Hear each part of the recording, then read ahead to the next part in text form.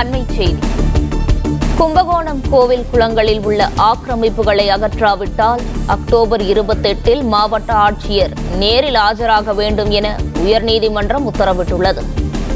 மாற்று இடம் வழங்கி ஆக்கிரமிப்புகளை அகற்றிய இதுகுறித்த கூடுதல் விவரங்களை வழங்குகிறார் செய்தியாளர் ஆனந்தன்.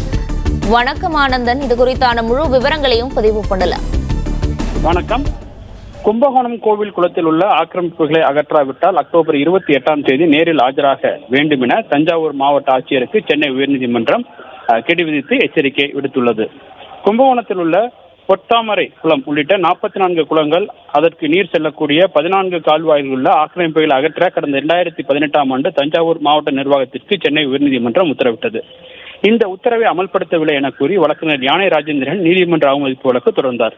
இந்த வழக்கு நீதிபதிகள் சுப்பிரமணியன், அப்துல் குத்தூஸ் அமர்வில் விசாரணைக்கு வந்தபோது தஞ்சை மாவட்ட ஆட்சியர் வழங்கிய கடிதம் ஒன்றை அரசு வழக்கறிஞர் தாக்கல் செய்தார். அந்த கடிதத்தை படித்து பார்த்த நீதிபதிகள் மாவட்ட ஆட்சியரின் கடிதம் தங்களை திடுக்கிடும் வைக்கும் வகையில் இருப்பதாக கூறி அதிருப்தி தெரிவித்தனர். மாற்றிடம் வழங்கப்பட்டு அதன் பின்னர் தான் ஆக்கிரமிப்புகள் அகற்றப்பட்டதாக மாவட்ட ஆட்சியர் தெரிவித்ததில் இருந்து அவர் மாவட்ட ஆட்சியராக இருக்க தகுதியில்லாதவர் என தெரிகிறது என நீதிமன்றம் தனது கடும் அதிருப்தியை தெளிவுபடுத்தியிருக்கிறது. இதனையடுத்து கும்பகோணம் கோவில் குளங்கள் மற்றும் அதற்கு நீர் செல்லும் பகுதியில் உள்ள ஆக்கிரமிப்புகளை அனைத்தும் 12 வாரங்களில் அகற்ற தஞ்சை மாவட்ட ஆட்சியருக்கு உத்தரவிட்டனர்.